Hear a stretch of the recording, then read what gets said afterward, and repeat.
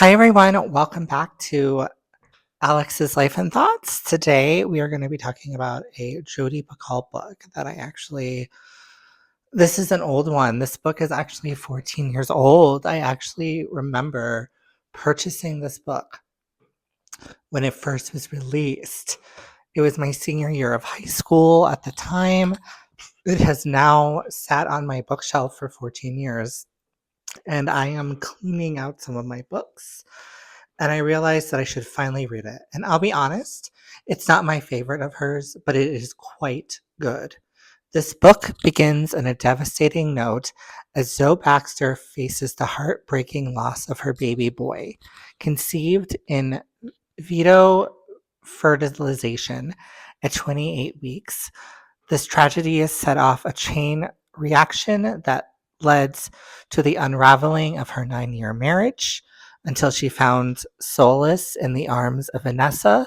The couple eventually tied the knot, although not in Rhode Island, where same sex marriage remains unrecognized. This book, is an older book. So this book, takes place before same sex um, marriage was legal in all 50 states. Now, that um, we don't know if same sex marriage will be overturned, unfortunately. I think in November 6th, they make a decision on whether the Supreme Court wants to get rid of same sex marriage. So, this book is really interesting to read in 2025, reading a book that is 14 years old. Sorry, gonna get back to the book, but I just had to add that a little side thing.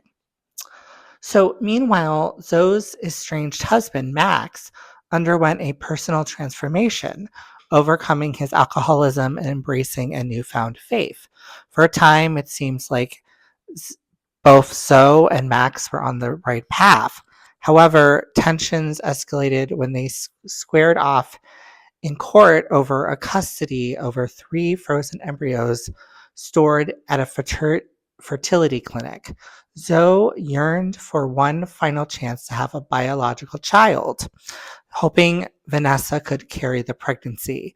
In contrast, Max opposed the idea of his child being raised by a same sex couple and instead chose to transfer the embryos to his brother Reed and his wife Liddy, devoted members of his new church. This decision sparked an intense conflict, unearthing deep-seated issues and hidden truths from the past. This book immerses you in a whirlwind of emotions. The writing is straightforward and flows effortlessly. While the story may come off as a bit cliched at times, overall, this unexpected twists and turns reveal that Picoult is a bold writer who confronts challenging topics differently and directly. I appreciated the multiple perspectives from which the narrative was told. It provided valuable insight into the characters and allowed me to grasp the complexities and the nuances within the story. Now, when this book came out, it was very controversial because people in the Christian community thought that this book kind of painted everyone who was religious as a bigot. And I don't see it that way. Jodi never was like, if you're a Christian, you're a bigot. What she's talking about is these people who um, want to traumatize gay people and who are trying to make it impossible for them just to live good lives.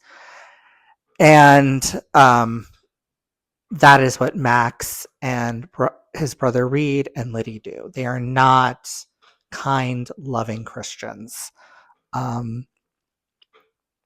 And you know, all of the characters have faults in this book, and that is what I like about a Jodi Picoult book. No one is completely right. No one is completely wrong. There are some gray areas, and I love that. So I'm going to give this book a 4. It's not my favorite Jodi Picoult book, but this is a really good book.